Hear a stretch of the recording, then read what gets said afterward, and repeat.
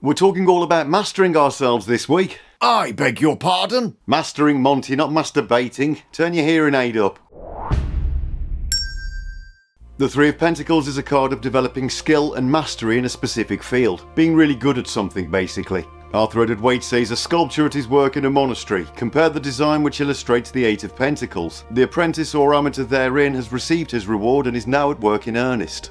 So if we look at the Eight of Pentacles, we can see a fellow working hard and chiselling away, and Waite suggesting that he's at the beginning of his journey to become a skilled craftsman. The reward he's talking about would be the technical ability that he's acquired along the way, until he's no longer a novice but he's started taking commissions. Standing next to him we can see a monk and maybe some kind of nun holding what looks like the design and describing what they want Mr. Cleverclogs to do. He's moved on from knocking out pentacles on a bench to actually sculpting them in a church, so we're talking about some pretty serious expertise here. Rachel Pollack says we return here to the theme of work, seen both in its literal sense and as a symbol of spiritual development. The man on the left is a sculptor, a master of his art. The card sometimes appears in connection with the Eight of Pentacles, signifying that the hard work and dedication have resulted or will result in mastery.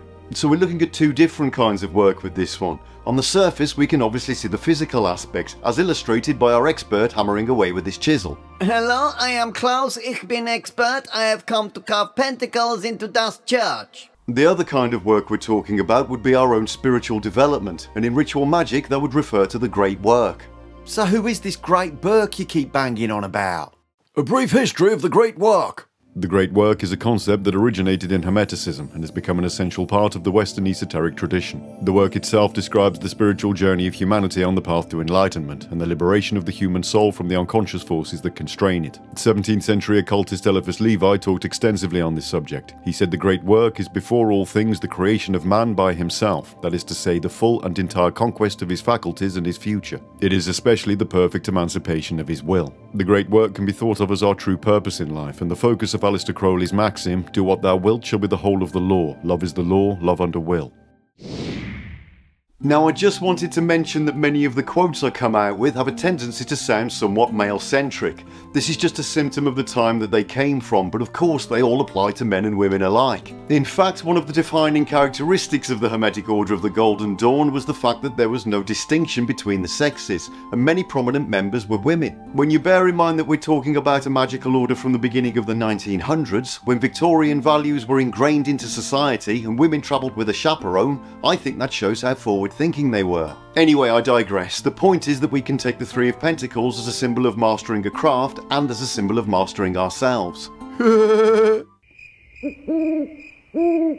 On the Thoth card we've got what look like three wagon wheels at the points of a three-sided pyramid. I think you'll find that's called a tetrahedron. Alright, Mr. Smarty Pants. Crowley says his energy is constructive, like that of the builder or engineer. The card represents a pyramid viewed from above the apex. So we're sticking with the same theme of building and designing across the board for this one. If you look at the two cards side by side, you can see they've both got three circles in a triangle position. Crowley connects this idea to three of the elements. He says the base is formed by three wheels: Mercury, Sulfur and Salt. Sattvas, Rajas and Tamas in the Hindu system. Aleph, Shin and Mem, air, fire and water, the three mother letters of the Hebrew alphabet. I'm sure I've pronounced probably a lot of that wrong. So we can view the three wheels or pentacles as representing the elements of air, fire and water, while the fourth element of earth would be represented by the scene itself. The sculpting's on the Waite-Smith card and the tetra thingamajig on the Thoth. In this sense we can see how the other elements combine in the abstract worlds to create something physical. Milo Duquette talks about how this is the force that powers all of creation. He says in a very real way the Three of Discs is the material heart of the three-stroke engine that drives the universe. The Sforza and Marseille cards are predictably flowery and coiny, with the Marseille image going for the triangle motif we've seen in later cards. The Solar Busker has three very ornate coins being hauled along in a giant thing on the back of another cherub, although he's not looking too happy about it. Stupid bloody coins. The one who will appear from this happy combination is the predestined child, to whom true nobility will respond with distributed riches. Sounds like good news for someone, just not entirely sure who. The Hermetic title for the Three of Pentacles is Lord of Material Works. Material work says it all, really. I talked earlier about the other elements combining to create something solid. That's a big focus and an ongoing theme in this suit. The thing with work is that it can go either way. We either get a real sense of satisfaction from it, or we can end up feeling like the cherub on the Solar Busker card, toiling away just to make ends meet. In this sense, I tend to separate work into two distinct concepts. First, there's the exchange of labour that we do in order to keep a roof over our heads, food on the table and to support our families. This is more like survival. We do what we have to keep ourselves going. The other kind is meaningful work. This is the stuff that we get excited about, the kind of work that we get completely absorbed in and feel proud of when we finish it. Now that could be anything from carefully crafting sculptures in a church to cooking a really tasty meal and enjoying it with our friends and family. All these things require effort, but we see them in different ways. Of course, if you're one of the lucky people who's managed to combine these two things and you can survive by doing what you love, then you've hit the Holy Grail as far as I'm concerned. Although money should never be the focus of our passions, there's a saying that meaningful work is its own reward. It's still a great position to find yourself in. If, on the other hand, you find yourself doing something you feel is meaningless in order to survive, and I'm sure we all know that feeling, then figuring out what we'd rather be doing and working towards that can transform our lives. Progress towards a goal, no matter how slow that progress is, can give us a real sense of purpose. The philosopher Alan Watts once said, "What would you do if money were no object? How would you really enjoy spending your life?" You do that and forget the money. The Three of Pentacles corresponds to the Capricorn zodiac sign and to the planet Mars. So no surprises that we've got Capricorn for this card. The sign of practicality, self-discipline and ambition could have been invented for the Three of Pentacles. Mars is the planet of action and drive, so again we're definitely in the perfect area of the cosmic neighbourhood. When we put the two together, we get a cosmic energy that combines the Capricornian traits of structure, diligence and hard work with the Martian qualities of initiative and determination. It's basically a description of this card. Three of Pentacles notable people include Lord of the Rings author J.R.R. Tolkien, Welsh actor Anthony Hopkins and Queen of the Disco Donna Summer. The Three of Pentacles resides in the world of Asya and sits at the third Sephira of Binah, at the top of the pillar of severity. So we're back at Binah, the feminine Sephira of understanding. Sometimes Binah is referred to as the womb of creation, and the Sephira where abstract concepts start to become concrete forms, so it's closely aligned with the Three of Pentacles. Now if you've seen the last video, you'll know that I talked a little bit about Dion Fortune's work on the Tree of Life, and I just wanted to touch on that again. I'm in a position, I'm sure like many people, where I've got an understanding of how the tree works, but I'm still waiting for it to click in terms of how I can apply it to my life in the same way as the tarot. I'm going to be doing a full series on the Tree of Life eventually, so I can really dive into it, but for now I wanted to share another quote from the mystical Kabbalah. She says, "In working with the tree, it is wisest to keep going over it, rather than to concentrate upon a single point until it's mastered. For one thing explains another, and it is out of the perception of the relationships between the different symbols that enlightenment arises. Again, we say the tree is a method of using the mind, not a system of knowledge." The Three of Pentacles herb is gentian. This herb can give you a deeper understanding of your talents. Have you got any talents? Sleeping. I'm so good at it, I can do it with my eyes closed. But what does it all mean? The Three of Pentacles is a card of working hard to develop a skill set that makes us a master in a given field. The kind of person who's sought after and in high demand due to the quality of their work. Waite says meteor. Meteor? Meteor. Well, why didn't he just say that then? Meteor, trade, skilled labour, usually however regarded as a card of nobility, aristocracy, renown, glory.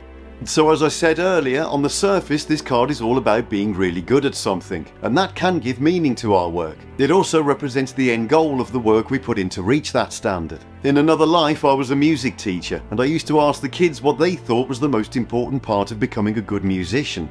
Invariably the answers would always revolve around talent. You can ask anyone this, most people will say that there's some kind of mystical energy that's bestowed upon certain people to make them gifted at something. Now I'm not denying that some people have a predisposition to certain things that makes them a natural, and that will certainly give them a head start when becoming skilled at something. However, there is no substitute for hard work. I used to tell those kids that the most important part of being a good musician is patience and persistence. The patience to do something over and over again, and the persistence to keep doing it until it's perfect. They say an amateur practices until they get it right, a professional practices until they can't get it wrong. Another meaning for this card is the spiritual work we do to perfect ourselves. In this sense, we could say that our lives are a work of art that we're creating all the time, and the goal of self-transcendence would be the perfection of that work. These ideas are not mutually exclusive. Rachel Pollack talks about the dual meaning of the card in terms of practical work on one hand and spiritual development on the other. She says reflecting this duality of the card refers to actual work, yet may also stand as a symbol for the developed self. These two meanings do not cancel each other out. Practical work done consciously and with commitment may serve as a vehicle for self-development. To a lady, it predicts that a fall will be the cause of her fortune. Sounds like a no-win, no-fee court case to me.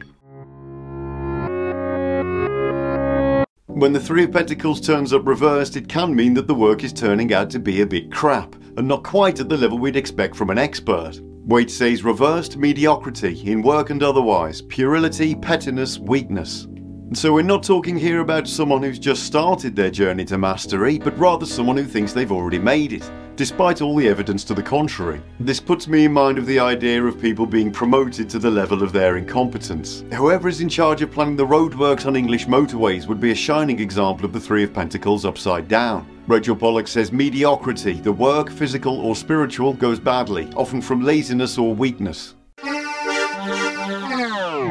In the reverse, this card takes on the meaning only by that which follows it or precedes it. It can therefore be removed from the row, lest it be a card contrary to the meanings of the others.